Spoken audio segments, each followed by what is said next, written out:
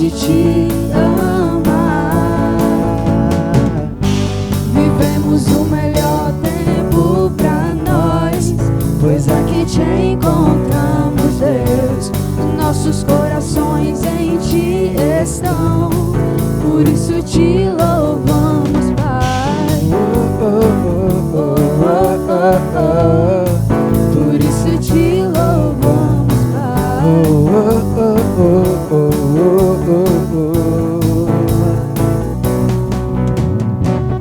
Desde que te encontrei, espalho teu amor. Corações separados, unidos em ti. E o meu coração firmado está voltado a ti. E eu não vou deixar jamais de te amar. Vivemos o melhor tempo pra nós, pois aqui te encontramos, Deus. Os nossos corações em ti estão, por isso te louvamos, Pai. Por isso te louvamos, Pai.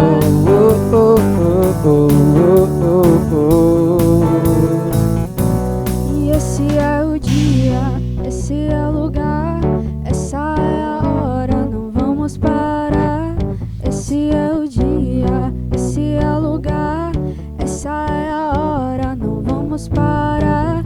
E esse é o dia, esse é o lugar, essa é a hora, não vamos parar. Esse é o dia, esse é o lugar, essa é a hora, não vamos parar. Vivemos o melhor tempo pra nós, pois aqui te encontramos, Deus. Os nossos corações em ti estão, por isso te louvamos, Pai. Por isso te louvamos, Pai. Por isso te louvamos, Pai.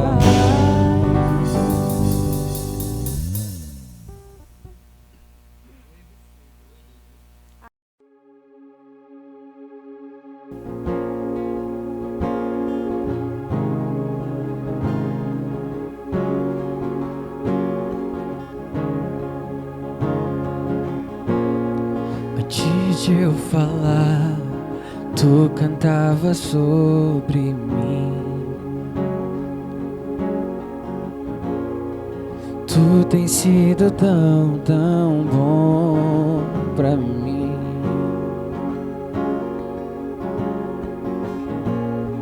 Antes de eu respirar, praste tua vida em mim. Tu tens sido tão, tão bom pra mim. Oh, impressionante, infinito e ousado amor de Deus. Oh, que deixa as 99 só pra me encontrar. Não posso comprar, nem merecer, mesmo assim se entregou. Oh, impressionante, infinito e ousado amor de Deus.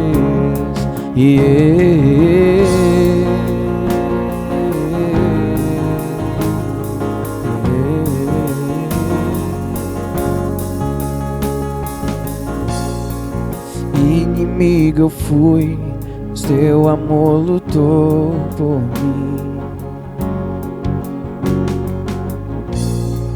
Tu tens sido tão, tão bom pra mim.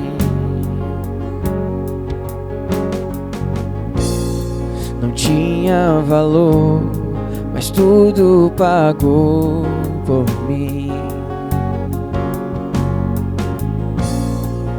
Tu tens sido tão, tão bom pra mim.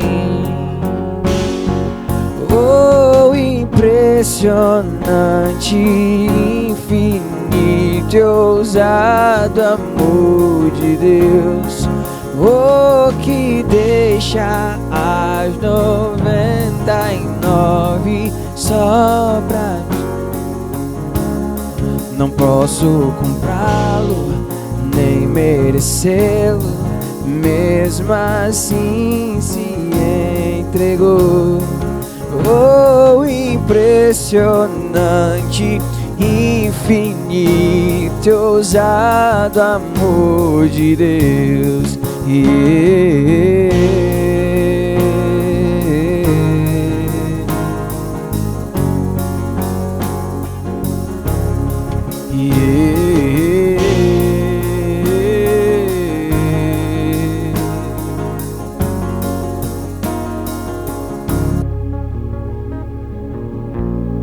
Traz luz para sombras, escala montanhas pra me encontrar. Derruba a muralha, destrói as mentiras pra me encontrar. Traz luz para sombras, escala montanhas pra me encontrar. Derruba muralhas, destrói as mentiras pra me encontrar. Oh, impressionante, infinito e ousado amor de Deus. Oh, que deixa as 99 só pra me encontrar. Não posso comprá-lo, nem merecê-lo, mesmo assim se entregou. Oh, impressionante, infinito e ousado amor de Deus.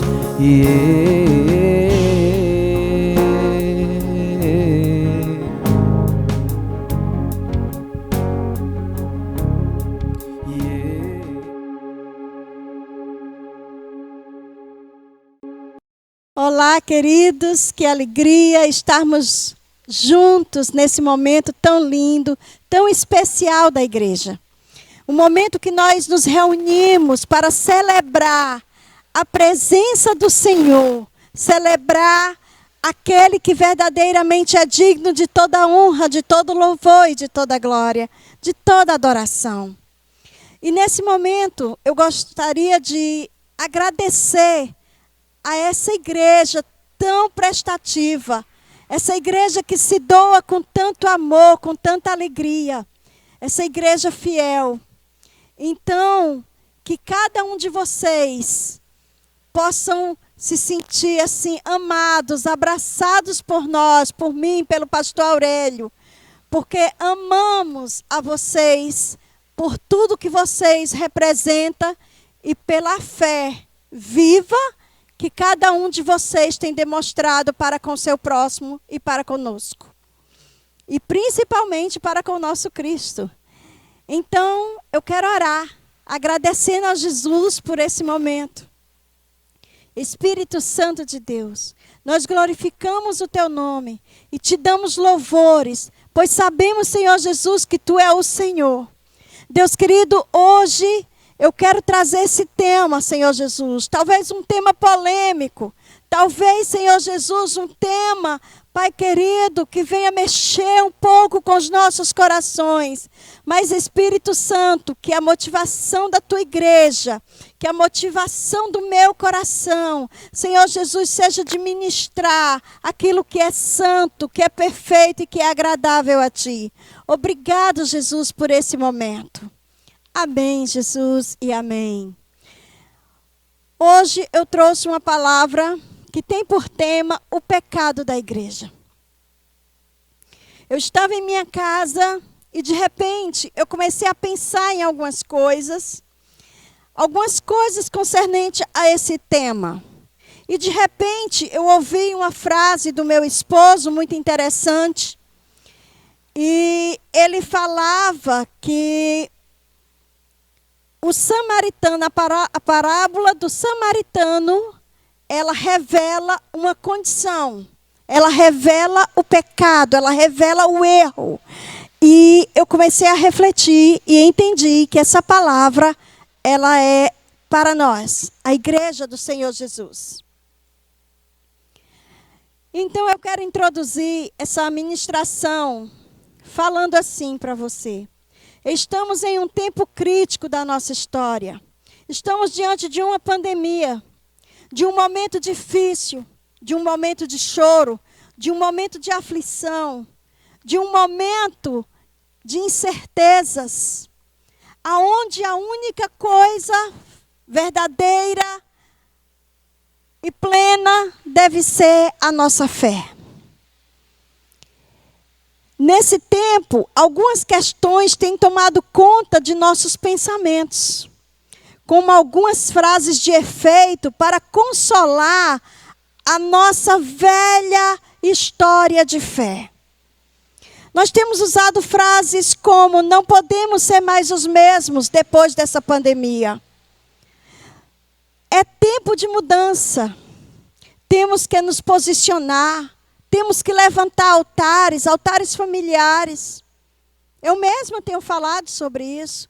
Temos que levantar altar de adoração. Temos que levantar tantas coisas importantes para agradar e adorar aquele que verdadeiramente é digno. Só, queridos, que eu comecei a refletir, eu entendi que eu não tenho que fazer isso, eu tenho que viver isso. Esse deve ser o modo de vida da igreja. E por isso, alguns pecados têm se infiltrado na vida da igreja de Jesus Cristo de forma sutil.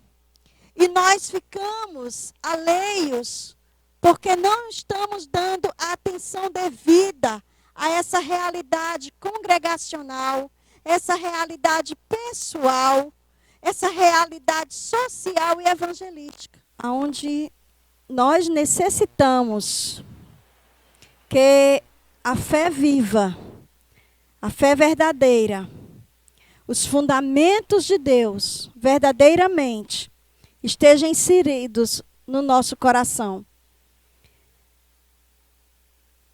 E não em uma vida conveniente, de uma fé não de acordo com a palavra de Deus. Eu quero chamar você para ler um texto comigo, que está na primeira carta de João, capítulo de número 5, do versículo 1 ao 5, que diz: todo aquele que crê que Jesus é o Cristo é nascido de Deus.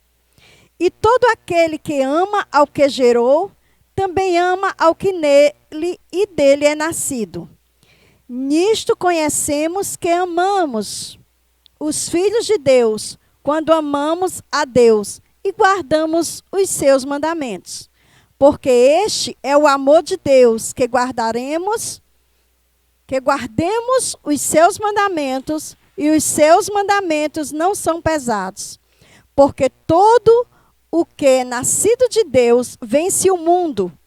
E esta é a vitória que vence o mundo, a nossa fé. Quem é que vence o mundo, senão aquele que crê que Jesus é o Filho de Deus? Muito tremenda essa palavra. Essa palavra nos chama para uma vida prática de fé. Essa palavra nos convida a andar nos preceitos da palavra de Deus.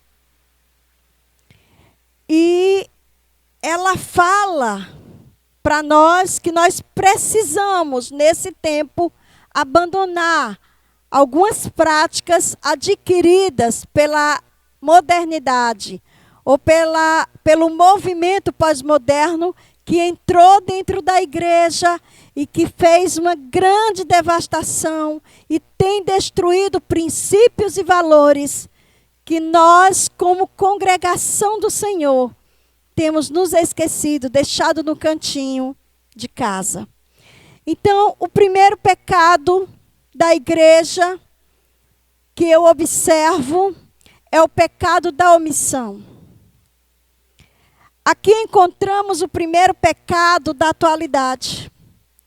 Porque a omissão, queridos, é um posicionamento de que eu só faço aquilo que me é conveniente. Temos que saber que Cristo é nascido de Deus e nós somos nascidos da água e do Espírito de Deus por meio de Cristo. E agora temos o Espírito de Deus e neles somos vivificados para viver a vida de Deus.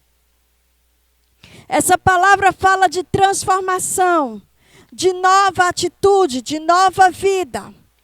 Então, como eu posso ter uma fé movimentada em cima das minhas vontades ou forjada em cima de frases de efeito, quando eu estou necessitando mudar a minha história, não porque eu estou decidindo, mas porque aquele que habita na minha vida, ele traz para mim transformação. E no primeiro ponto dessa mensagem, como é o pecado da omissão, fazemos muitas vezes uma declaração que eu comecei a refletir sobre essa declaração. E nós falamos que ser um cristão é um estilo de vida. E na verdade ser um cristão não é um estilo de vida. Porque um estilo de vida é algo que você pega e algo que você solta. Viver a vida de Deus, viver uma vida não omissa, diante da presença de Deus, implica em ser transformado pelo poder do Espírito. Em andar nos princípios da palavra, em ter alegria em ser um verdadeiro cristão, em amar incondicionalmente, porque amando incondicionalmente, nós somos cheios do amor e da graça, e isso aviva a nossa fé, e isso reaviva o dom de Deus que habita em nós, a capacitação do Espírito, porque nós somos transformados para andar de glória em glória e de vitória em vitória. Porém, essa pregação triunfalista, essa pregação de vitória constante, ela está um pouco distante da nossa realidade. Porque a igreja tornou-se omissa às ações do Espírito Santo, tornou-se omissa ao seu irmão que está necessitado, tornou-se omissa a viver a vida de Deus, mas ela tem escolhido um novo estilo. E por isso ela tem abandonado práticas que só pode exercer essas práticas quem é nascido do Espírito, da água e do Espírito de Deus. Porque quando se fala de estilo de vida, queridos, nós estamos falando de uma modinha. Nós estamos falando que, hoje eu decidi ser um hippie, mas amanhã eu posso mudar. Hoje eu decidi fazer isso e aquilo, andar assim, de repente você pode mudar. Mas, querido, quando nós somos nascidos de Deus, nós somos transformados pelo Espírito de Deus. O pecado da omissão não pode, não deve fazer parte da nossa história. Então não é um estilo de vida. Deixa de ser um estilo de vida para ser a nova vida em Cristo Jesus. Então o pecado da omissão tem nos levado a viver uma vida de conveniência, uma vida de omissão, uma vida sujeita às necessidades do meu próprio entendimento. E Deus nos chama para uma mudança. E é essa mudança que faz a diferença. Por exemplo, como a sedução bela de amor ao próximo. Às vezes, a sedução bela de amor ao próximo, e o que é isso, pastora? Às vezes nós nos apresentamos como pessoas maravilhosas em favor do nosso irmão, mas na verdade nós só fazemos isso porque isso nos é conveniente. Nós só fazemos isso porque isso é agradável, às vezes, aos nossos pastores. Nós só fazemos isso porque, senão, eu posso estar em um estado de pecado. E não porque a minha vida transformada me constrange a amar como Cristo me amou. Porque o amor de Cristo, ele constrange o homem. Quando vivemos uma fé multifacetada, de alinhamentos ou tratos de conveniência, aonde eu me coloco à disposição de agradar o meu próximo, ou de agradar pessoas, ou de agradar aqueles que estão ao meu redor, eu deixo de exercer uma fé viva e uma fé eficaz na pessoa do Cristo. Aonde os fundamentos, dogmas, preceitos fazem parte de uma fé superficial e não de uma transformação. Porque Jesus não negocia a tua salvação. E tu também não deve negociar. Porque eu quero falar contigo sobre algo que Paulo falou que é muito poderoso. Paulo, quando ele entendeu Cristo Jesus, o pecado da omissão, porque Paulo era um religioso e um zeloso da lei. Mas ele era omisso aquilo que verdadeiramente é importante.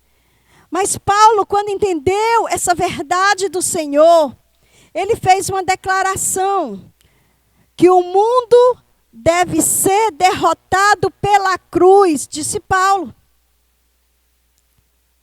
Queridos, a obra de Deus não aconteceu na nossa vida pela reforma de alguns anos.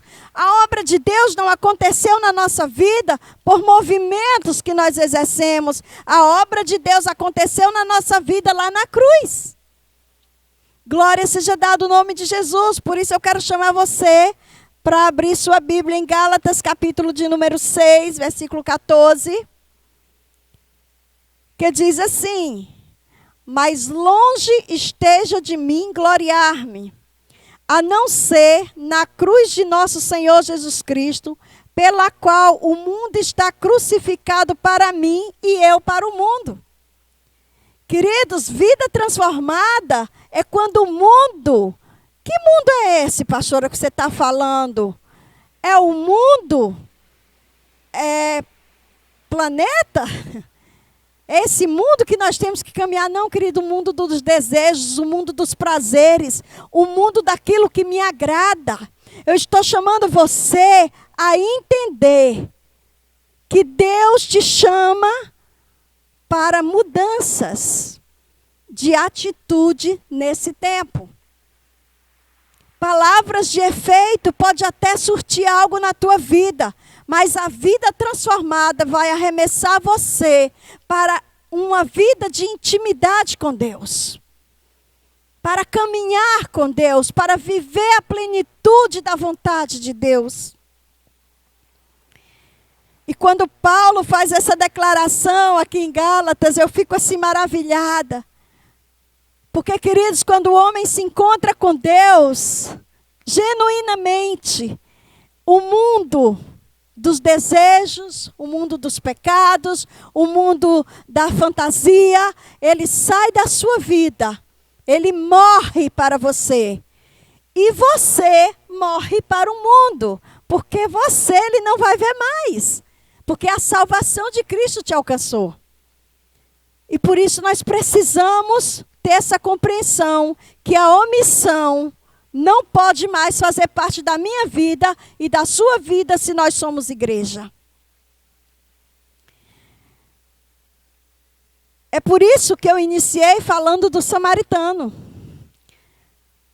A parábola do samaritano, como disse o meu esposo nessa frase, ela apresenta o erro da igreja. Porque por ali estava passando o sacerdote, mas ele foi indiferente à causa. Por ali passou o levita, mas ele também foi indiferente à causa.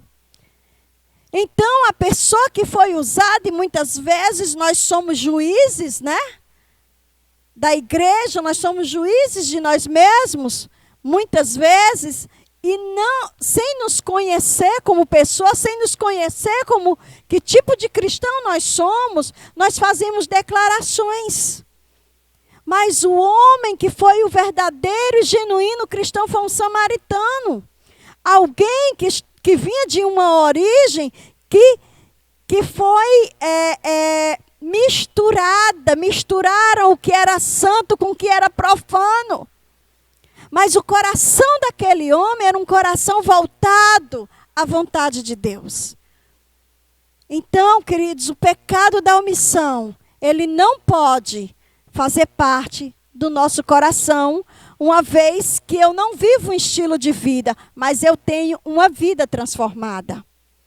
No segundo ponto dessa mensagem, eu quero falar sobre o pecado da incredulidade. Estamos vivendo um tempo de muita incredulidade. A igreja ora, mas não se posiciona. A igreja não consegue, muitas vezes, se prostrar em favor do seu próximo. No meio de uma pandemia, muitas pessoas estão preocupadas com a sua vida, estão preocupados com o que vai fazer amanhã, estão preocupados com o dia que a igreja vai abrir, está preocupada em ser popular no meio do nada. Queridos, quando nós como igreja nesse tempo, temos que ter uma fé edificante, uma fé que abrangente, uma fé que se move, uma fé, queridos, que alcança todos os níveis da nossa sociedade. Porque se a pandemia tem alcançado todos os níveis, a igreja do Senhor, ela é soberana, ela tem que suplantar aquilo que está sendo o alvo da necessidade nesse tempo. E nada mais do que a fé, porque a incredulidade é oposição à fé. Mas nunca se viu tanto cristão incrédulo. E na nossa incredulidade até mentimos. Dizemos que oramos, dizemos que fazemos, nos enganamos, passamos 1 minuto de joelho. Queridos, eu sou do tempo, queridos, que os crentes se ajoelhavam e não tinha hora para levantar. O meu sogro, que já é jubilado hoje, ele ora. E segundo o meu sobrinho, que dormia lá com ele, e os filhos, que o conhece bem, ninguém vê quando ele levanta de joelhos.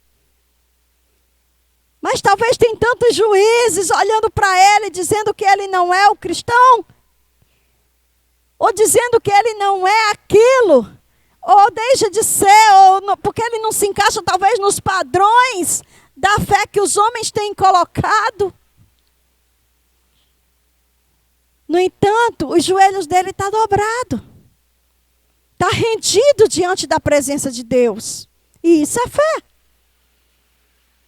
Eu sou do tempo que a igreja começava a orar e não tinha hora para parar. Eu era criancinha e eu ficava pedindo a Deus que os crentes se cansassem, que era para a gente ir para casa. Eu sou do tempo, queridos, que a gente ia na chuva, mas não perdia o culto. A senhora é velha, hein, pastora? Claro que sim. Velha não, querida. Eu sou renovada no espírito, mas eu tenho um bocado de ano, hein? Glória a Jesus. E isso me alegra, porque eu tive a oportunidade de alcançar esse tempo. Queridos, a nova criatura não pertence ao mundo da incredulidade. Eu não estou falando do cosmos. Eu estou falando da cosmovisão dada por Cristo Jesus, a sua igreja. Uma visão ampliada, uma visão de amor, uma visão de conquista, uma visão que alcança todos os níveis, que ultrapassa todas as fronteiras. É essa a proposta da não incredulidade. Porque quando nós somos incrédulos, até uma cadeira é motivo para mim não fazer a obra. Mas quando nós somos nascidos da água e do Espírito, essa obra ela é completa, ela é plena, ela é absoluta na nossa vida. E a incredulidade, ela faz oposição à fé. E sem fé é impossível agradar a Deus. A igreja do domingo, ela não pode ser cotada como a igreja. A igreja dos cultos de oração também não. A igreja, queridos, que vem na igreja, que visita a casa do pastor também não. A igreja que é cotada como santa é a igreja transformada, que anda de fé em fé, de vitória em vitória, de glória em glória, a despeito da pandemia, a despeito das circunstâncias que lhe é apresentada. Jesus nos apresenta essa parábola que foi citada de uma forma muito forte. E analisando essa parábola, eu comecei a me encontrar e a detectar que na minha caminhada de fé, eu tenho 26 anos de fé, apesar de ter nascido no Evangelho, mas eu tenho 26 anos de convicção, de nova criatura, de verdade, que eu creio assim, porque eu me sinto assim, porque os prazeres do mundo não me atraem, porque para o mundo eu estou morta. E ao contrário, da mesma forma, porque em nome de Jesus nunca mais colocarei os meus pés lá. Eu me vejo, queridos, necessitada de falar sobre uma mudança. A igreja, ela não precisa de frase de efeito, ela precisa de atitude de quem creu e morreu com Cristo e está esperando o dia do Senhor. Porque nós estamos mortos para o mundo e sabemos que ressuscitaremos nele. Queridos, isso é a nova criatura. Em Lucas 8, 11 e 15, falamos sobre o semeador. E a parábola do semeador, queridos, ela também nos apresenta uma condição de cristão no mundo. Aqueles que são detidos pelas comparações, pelas preocupações e pela ansiedade. É aquele que é barrado pelos abrolhos, pelos espinhos, pelos pedregulhos. Tudo é motivo para que eu abandone essa fé. Tudo é motivo para que eu acredite que Deus não pode mudar o quadro. Hoje eu estava vendo um vídeo de um médico que começou a orar no hospital e muitos enfermeiros, técnicos lá ao redor dele, ele orando por todas as pessoas. E ele começou a se quebrantar e falar com ousadia, com amor, com vida, porque aquele médico entendeu que somente o Espírito Santo de Deus, uma fé viva e eficaz, pode transformar essa história que estamos vivendo. Na velha natureza, somos preocupados e ansiosos. Na velha natureza, somos incrédulos. Na velha natureza, somos homens que parecem com cristãos, mas apenas se parecem com cristãos. Por isso nós precisamos andar na visão do reino de Deus. Nós não fazemos mais parte desse mundo. Nós fazemos parte agora do mundo que Jesus Cristo nos apresentou. Que por amor de nós nos comprou. Que nos transportou do império das trevas. Nos levou para o reino do Filho do seu amor. E nos fez novos nele para a honra e a glória do nome de Jesus. Vejamos como anda a nova criatura. Mateus 28 e 20. Eis que estou convosco até a consumação do século. A Bíblia está mandando que você creia a despeito das circunstâncias. É assim que anda a nova criatura. Filipenses 4:7. Experimentem a paz que excede todo o entendimento. A despeito das circunstâncias, igreja. A despeito da pandemia. A despeito do seu problema conjugal, a despeito do que está faltando na sua casa, a despeito de qualquer coisa, a paz que excede o entendimento, ela deve estar no seu coração. Ontem à noite eu estava no hospital e eu não estava nada bem. Mas, queridos, eu tinha paz. Porque a paz que excede o entendimento. A fé viva em Cristo Jesus, a fé do novo nascimento, ela não te deixa agitado ou com medo. Eu não estava com corona, não, eu tenho um problema cardíaco. E as crises são muito fortes. Mas, queridos, a fé que nós adquirimos, ela transforma. E é interessante quando nós somos tomados e chocados pelo Senhor, quando Ele nos convida a ter fé. E eu fui convidada um dia por um dos meus filhos a exercer essa fé no meio dessas crises cardíacas.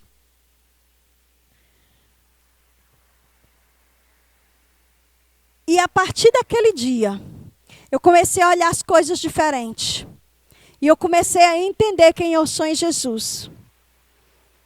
Eu estava muito apavorada, chorando, tremendo muito, né? Sentindo coisas muito fortes. E é muito difícil depois que você passa por um infarto. É muito difícil depois que você sabe o problema que você é acometido. Então você fica ali com aquela tensão, meu Deus, será que dessa vez eu vou morrer? Será que eu vou viver? E a gente entra naquela crise. Porque nós somos pessoas. Mas, queridos, quando a fé de Cristo Jesus, ela é uma realidade na nossa vida, esse medo, ele foge. E esse meu filho me questionou no dia seguinte, eu tinha melhorado, e ele me questionou, e ele disse, mãe, a senhora prega o tempo todo aqui dentro de casa, fala o tempo todo de Cristo, mas uma coisa me chamou a atenção, e eu quero lhe questionar. E eu já não gostei, porque ele queria me questionar. E eu sou a mãe, né? E a mãe não gosta de ser questionada. E aí ele falou para mim, mãe, eu não quero ser crente como a senhora. E eu disse, meu filho, eu estou dando mau testemunho, o que é que eu estou fazendo? E ele disse, não, mãe, é porque toda vida que a senhora tem uma crise, a senhora sai daqui chorando, falando com todo mundo, e a gente entra, todo mundo fica apavorado. E, na verdade, mãe, nós pregamos que vamos nos encontrar com Jesus. E se eu vou me encontrar com Jesus, por que eu estou temendo tanto? O que a senhora tem que está temendo tanto? Queridos, naquela hora, eu tive muita vontade de nem ouvi-lo. Mas sabe quando a gente quer correr, porque você se depara com a realidade que você está vivendo? E você começa a se questionar, que fé é essa minha? E dias depois nós fizemos uma viagem para implantar uma igreja. E no caminho de volta, o carro do meu filho virou. Esse mesmo filho que me questionou. E quando o carro virou, queridos, podia ter morrido as 4 pessoas que estavam no carro. Graças a Deus, ninguém morreu. E quando eu fui tirada dali, daquela condição muito ruim, ele entrou na ambulância comigo e meu esposo. Eu quebrei as costelas nesse acidente. Foi um acidente feio. E dentro dessa situação, ele me fez uma pergunta. Mãe, aí, e a obra que nós fomos implantar? Nós estávamos vindo de outro estado, lá de Valença do Piauí. Nós olhamos um para o outro, os 3, dentro da ambulância. Numa situação terrível, não conseguia nem respirar direito. Mas a proposta do nosso coração naquela hora foi: se eu escapar daqui, nós vamos voltar. E se eu não escapar, eu estou na glória e vocês continuam. Queridos, porque quando a fé de Cristo Jesus, ela invade o teu coração, e a incredulidade, que é a oposição à fé, sai, você não tem medo de morrer. Você não está preocupado com isso. Os bens materiais não te fazem falta. Nada é mais importante do que a convicção que tu está em Cristo. Como eu disse a vocês, ontem eu estava no hospital, e enquanto os médicos estavam só indo lá, e ficou um rapaz lá o tempo todo, um socorrista lá comigo, e meu esposo e tudo, e eu vendo aquela movimentação deles, e eu, queridos, eu estava cantando um hino, sozinha no meu cantinho, glorificando, exaltando o nome do Senhor. Sabe por quê, queridos? Porque a fé, ela não é algo adquirido, ela é algo implantado, porque o Espírito Santo de Deus tem os recursos infinitos e ele habita dentro de nós, e você e eu temos essa fé. Isso foi gerado no Espírito e pelo Espírito de Deus, e ele não negocia aquilo que ele nos dá. Por isso, queridos, nós não podemos ser uma igreja incrédula. Filipenses 4:6, toda ansiedade é proveniente do mundo de pecado. Então não podemos mais viver uma vida de pecado, porque ser incrédulo é pecar dentro da igreja. Romanos 8:28, todas as coisas cooperam para o bem. Queridos, olhar e ver que todas as coisas cooperam para o bem é dizer para Jesus: Senhor, eis-me aqui. Senhor, eu vou onde tu me enviar. Senhor, eu vou repartir o pão com meu irmão. Senhor, eu sou um com ele. Senhor, esse tempo de pandemia não é maior do que o Deus da minha salvação. Os problemas que eu ou você possa ter de saúde ou de qualquer uma outra situação, eles não são maior do que a convicção implantada pelo Espírito de Deus em nós, porque todas as coisas concorrem para o bem daqueles que amam a Deus e que são chamados segundo o seu propósito. Você foi chamado com propósito, você é filho do Altíssimo, você é nova criatura, as coisas velhas ficaram para trás e agora tudo se fez novo. Glória a Jesus. E o último ponto dessa ministração é os incautos. O pecado de ser um incauto dentro da igreja. Os incautos são aqueles que têm oportunidade de encontrar-se com Jesus, de aprender com Jesus, de se arrepender em Cristo Jesus, porém, nada acontece. O significado de incauto é desprovido de cautela, de precaução, de cuidado, desprevenido, imprudente, não mostra malícia ou perversidade, porém é incrédulo e ingênuo. Os incautos, eles não têm um arrependimento genuíno, mas ele está crescendo no meio do trigo. É um joio. E muitas vezes, sendo trigo, nós acompanhamos o incauto. Muitas vezes, sendo trigo, nós queremos fazer as coisas que agradam o incauto. Quando Cristo nos chama para uma outra proposta, vir andar na contramão da vida, andar na contramão do mundo, andar na contramão da incredulidade, da omissão, da falta de fé. A proposta de Cristo Jesus na Bíblia é uma transformação genuína.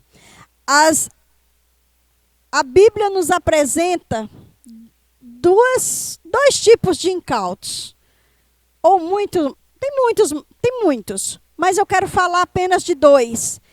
O jovem rico, ele teve a oportunidade de encontrar-se com Jesus. Ele teve a oportunidade de andar de aprender com Jesus.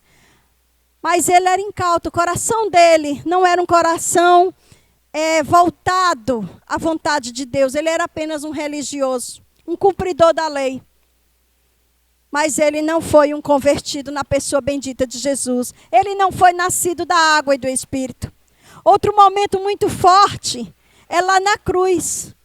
Quando um teve arrependimento e estava disposto, naquela hora mesmo que tivessem descido ele da cruz, quando o homem se arrepende e reconhece a grandeza do Cristo a quem ele está vendo, ele nunca mais consegue ser o mesmo. Mas ele não sabia que não ia descer. Mas o coração dele foi convertido. E ele pediu ao Senhor para andar, para estar com ele no paraíso, a despeito de viver ou de morrer naquele momento. Mas o outro não. O outro negou até o fim.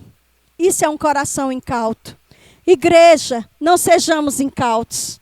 Olhe e veja se no pecado, nos 3 pecados aqui apresentados, você não está presente em um deles. Veja se de repente, dentro da tua casa, alguém não está olhando para ti e vendo que tu não é espelho. Olha e vê se tu, como cristão ou como pastores que nós somos, será que nós estamos vivendo, não estamos vivendo como aquele sacerdote, como o ladrão da cruz ou como o jovem rico? Muitas vezes, queridos, nós somos surpreendidos pela nossa falta de fé.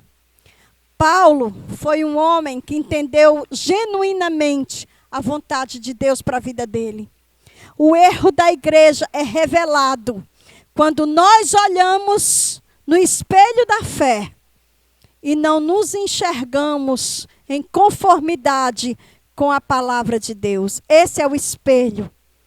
A Bíblia é o espelho do cristão. Ser um cristão não é um estilo de vida. Ser um cristão é uma transformação de vida. Ser um cristão é andar acima das circunstâncias. A pandemia não pode ser o fim. As coisas e os problemas da sua casa não podem ser o fim. O parente que morreu ou viveu nessa situação, ali não é o fim. Porque nas nossas vidas existe algo maior, existe algo mais importante. Olha o que Paulo diz no final aqui de Gálatas 6. Versículo de número 15. Porque em Cristo Jesus, nem a circuncisão e nem a incircuncisão tem virtude alguma, mas sim o ser uma nova criatura. Muito forte. Paulo realmente um homem convertido. E todos quantos andarem conforme esta regra, paz e misericórdia sobre eles e sobre o Israel de Deus. Desde agora ninguém inquiete, porque trago no meu corpo as marcas de Cristo Jesus. Sabe o que é ser um cristão? É levar no seu corpo as marcas de Cristo. Paulo não tinha os furos nas mãos. A igreja não tem os furos nas mãos. A igreja, ela foi crucificada em Cristo porque Ele se fez sacrifício por nós. Ele se fez maldição por nós. Mas Ele ressuscitou e Ele nos deu vida. E na vida de Cristo não há lugar para viver esses 3 pecados tão presentes na vida da igreja. Então eu quero convidar você, igreja, que está vivendo de frases de efeito nesse tempo, a assumir a sua identidade, a assumir a condição de relacionamento com Deus, de ser íntimo com Deus, assumir a condição de andar em novidade de vida. Não em um estilo de vida que eu abandono, mas em novidade de vida, aonde nunca mais eu quero saber do mundo e nem o mundo vai querer saber de mim porque ele não tem comunhão com Deus. Não existe comunhão entre treva e luz. Então, igreja, Não viva de frases de efeito com medo da pandemia, porque você não engana o Espírito Santo. Faça valer o seu nome em Cristo Jesus. E o seu nome é um cristão autêntico. Um cristão cheio da graça e do poder de Deus, que não teme nem a morte, se necessário for, abandonando a omissão, abandonando a incredulidade e deixando de lado os incautos. Viva a vida de Deus. Amém, queridos. Muito obrigado. Vamos orar? Vamos concluir esse momento orando? Se você está aí na sua casa e precisa, entendeu que precisa encontrar-se com Jesus, coloca a mão no teu coração aonde você está. E saiba que Ele está acima das circunstâncias. E saiba que Ele é maior do que você. Ele é maior do que tudo isso que o planeta está vivendo. Ele é maior do que o movimento religioso, ele é maior do que o movimento político, ele é maior do que esse movimento assustador, assombroso chamado pandemia. Ele é Deus. E para Ele e por Ele são todas as coisas. Amém. Vamos orar. Espírito Santo, eu coloco essa vida agora diante do Senhor. Essas vidas que estão colocando a mão no seu coração, que estão decidindo por Ti, Espírito Santo, que estão decidindo viver a vida de Deus como igreja. Talvez, Senhor, tantos anos estão dentro da igreja e de repente tem que ser contrariado por um parente, por um filho ou por qualquer uma outra circunstância para receber alerta do Espírito Santo que está sendo incrédulo, ou para entender que a omissão não faz parte do nosso caráter, porque somos nova criatura, ou para entender também que não fazemos parte do joio, mas somos trigos, aqueles que se envergam, aqueles que se dobram, aqueles que são unidos no Senhor, aqueles que estão dispostos a viver a vida de Deus. Obrigado, Espírito Santo. Amém. Que o Senhor Jesus abençoe a igreja. Muito obrigado.